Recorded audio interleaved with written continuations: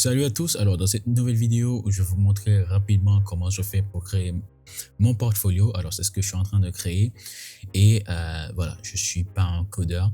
Vous pouvez voir que je suis en train de le vibe coder avec l'application Tray qui vous offre, qui est gratuit, et vous pouvez faire ça aussi avec VS Code. Et c'est voilà, c'est une portfolio extrêmement simple. Alors quand il s'agit de créer un portfolio, la première chose à faire, enfin c'est la manière dont je connais, je vais sur ce site qui s'appelle 21st.dev qui possède énormément de composants châtiennes, quoi que ce soit.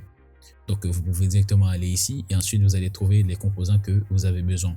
Donc vous pouvez voir qu'il y a une boîte qui est ici, c'est-à-dire les composants sont directement ici, c'est-à-dire vous allez tout trouver, enfin, vous allez vous inspirer un peu, vous m'avez compris. Et il y a même des templates de sites web, j'imagine, qui sont directement ici. Et aussi, comme c'est Shadcn, comme vous pouvez le voir, vous pouvez toujours utiliser comment il s'appelle, Builder with MCP. Et avec ça, vous pouvez voir qu'il y a directement dans l'AI Management, j'ai accès à une Shadcn MCP UI qui te permet d'utiliser une MCP serveur pour Shadcn. Ça fonctionne extrêmement bien, les amis. Je ne vais pas vous mentir. Et comme vous pouvez le voir, j'ai utilisé Shadcn. Enfin, pas Shadcn. J'ai utilisé 21st.dev et j'ai réussi à aller rechercher une composant. Si je me rappelle, il est où ce composant que j'ai. Voilà, c'était ce composant. Et là, je l'ai mis de manière verticale. Et donc, je n'ai pas encore terminé. Et là, je suis en train de créer le portfolio. Si vous demandez comment tu fais pour avoir de l'inspiration à créer ce site web, eh bien, c'est pas moi. J'utilise principalement 100% de l'IA en fait. J'ai directement utilisé ChatGPT, car ChatGPT, il a énormément d'informations sur moi. Et du coup, je me suis dit, tu sais quoi, on va directement donner ça à ChatGPT. En donnant ça directement à ChatGPT, ChatGPT m'a dit, voilà ce que je sais sur toi, etc. Et directement, je l'ai pris et j'ai créé une fichier qui s'appelle chatgpt.md. Et directement là, il m'a même donné des classes Tailwind. Et directement, je l'ai donné à l'intelligence artificielle qui est directement, voilà, My Crazy Portfolio with ChatGPT.md. Et ensuite, il l'a suivi. Ensuite, après l'avoir suivi, il m'a sorti directement ça en fait. Donc là maintenant, on a terminé avec, disons que vous avez terminé avec votre portfolio, que vous avez aimé ce que l'intelligence artificielle il a sorti. By the way, si vous voulez créer votre portfolio et que vous n'avez pas accès à Tray, vous pouvez le faire de diverses manières. La première manière, c'est avec Gemini CLI. Vous pouvez faire ça avec Gemini CLI, oui. Donc Gemini CLI, c'est complètement gratuit. Ça vous donne jusqu'à 1500 requêtes par jour, j'imagine. Ça fait longtemps que je ne l'ai pas. Voilà. Dites-moi d'en faire une vidéo sur Gemini CLI, comme ça vous allez voir comment ça fonctionne en fait. Alors Gemini CLI, il a accès même avec le MCP server. Et il a accès à des tools. Alors Gemini CLI, j'imagine que c'est, je crois que c'est 1500 requêtes, non? C'est 1000 requêtes par jour. Vous avez 1000 requêtes par jour et jusqu'à 60 requêtes par minute, ce qui est extrêmement intéressant. Et énormément de personnes l'utilisent pas rarement. Donc moi, lorsque je l'utilise, ça fonctionne extrêmement cool, extrêmement bien. Et si vous voulez pas utiliser le Gemini CLI et que vous trouvez que c'est beaucoup trop pour vous, eh bien, je vous conseille principalement d'utiliser. Attendez, je vais directement aller dans l'éditeur. Je vais drag ici, vous pouvez directement utiliser Gemini Code Assist qui fonctionne extrêmement bien. Bon, Gemini Code Assist, vous voyez que vous n'avez pas accès à la partie agent ici. Donc, dites-moi de faire une vidéo pour vous faire avoir accès à cette partie agent. C'est-à-dire, si je vais directement dans mon VS Code, là, il est en train de update et vous pouvez voir que j'ai accès ici à la partie agent. Cette partie agent, il peut faire énormément de choses. Il a accès au /MCP. Donc, si je fais slash, vous pouvez voir qu'il y a tools, il y a MCP. Et donc, directement, si je fais MCP, là, il va me donner la liste de MCP que j'ai accès. Il va me donner Figma, il va me donner Blender. Bon, là, Blender, il m'a dit 0 tout, c'est parce que j'ai pas activé Blender. Là, il y a Blender et là, il y a iTerm MCP. Énormément de personnes n'ont pas accès au agent. Donc, c'est moi pour vous faire savoir comment l'utiliser pour avoir accès. Donc, on va fermer ça et directement, on va retourner directement ici. Donc, il y a, comme j'ai dit, Visual Studio Code et l'une des autres manières dont vous pouvez utiliser pour créer votre portfolio, c'est avec Lovable. Donc, vous allez directement aller sur Lovable et directement arriver sur Lovable. Donc, vous allez directement avoir accès à jusqu'à 5 daily crédits par jour.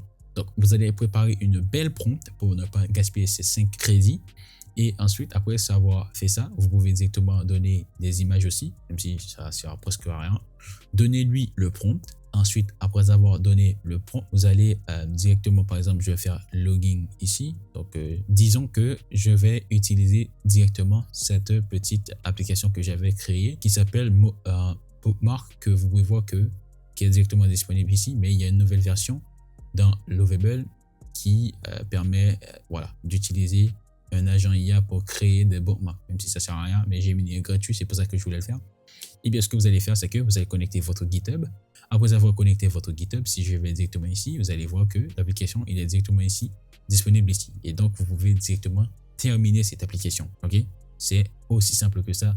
Et donc, Lovable et vous pouvez directement continuer en fait à créer cette petite portfolio que vous avez créé en fait. Maintenant que vous avez terminé, maintenant passons à Cal.com ou Calendly ou peu importe la chose que vous utilisez. Disons que vous pouvez utiliser Cal.com. Cal.com est gratuit. Vous pouvez utiliser aussi Calendly, c'est-à-dire pour que la personne prenne rendez-vous avec vous. Il y a Calendly. Donc, ce que vous pouvez faire, c'est que vous pouvez utiliser Calendly. Et aussi, vous pouvez toujours utiliser Google Calendar qui vous propose de créer votre propre calendar. Et pour créer la vôtre, je crois que c'est en tapant créant appointment schedules et vous pouvez voir que directement vous pouvez créer votre appointment avec votre Gmail en fait. Et là vous allez ajouter les heures que vous êtes disponible. Vous allez ajouter comment on appelle ça déjà, votre fuseau horaire et ensuite ça va créer directement l'appointement avec ça va créer l'appointement avec Google Meet en fait. Et là vous allez donner un nom et vous avez terminé quoi. C'est principalement ça.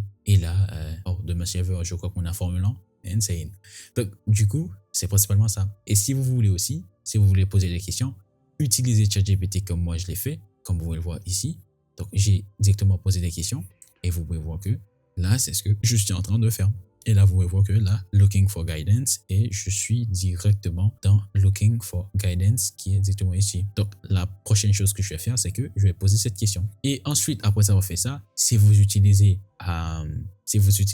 Cal.com comme moi ou même Calendly, c'est sûr qu'il propose une version embedding. C'est extrêmement difficile de ne pas proposer ça si vous faites du booking en fait. Donc, je vais directement faire ajouter. Je vais cliquer sur enregistrer. Après avoir cliqué sur enregistrer, si je fais intégrer, vous allez voir que je vais directement faire intégration en ligne et comme ça, je vais directement voilà, la proposer dans cette place-là, dans cette 404 erreur qui est directement ici. Donc, dès que je le mets, vous pouvez voir que là, il va apparaître directement ici. Et comme ça, la personne va être capable de booker en fait dès qu'il arrive sur ma page portfolio en fait.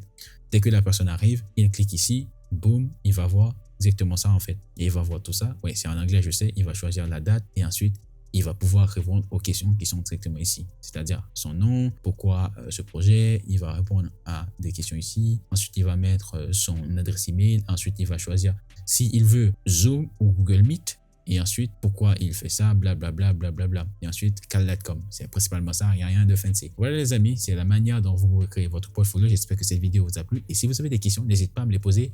Et n'hésitez pas à rejoindre mon serveur Discord gratuit où je propose ce genre de vidéos en avant-première. Ou sinon, parfois, je fais quelque chose et que je fais une vidéo entre 5 à 6 minutes où j'explique quelque chose que je suis en train de créer. N'hésitez pas à rejoindre le serveur Discord. C'est là où je mets des petites vidéos où je partage pas sur YouTube. Salut à tous.